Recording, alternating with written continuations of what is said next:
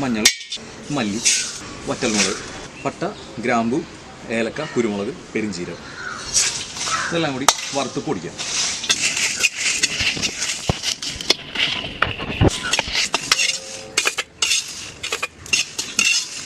വെളിച്ചെണ്ണ, കറിവേപ്പില, സവാള, ഇഞ്ചി, പച്ചമുളക്, വെളുത്തുള്ളി,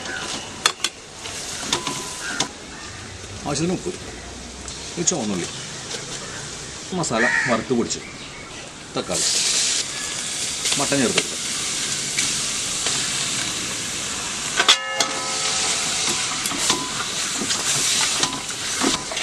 ആവശ്യത്തിന് വെള്ളമൊഴിച്ച് മട്ടൻ വേവിച്ചെടുക്കുക. കുറച്ച് കറിവേപ്പില.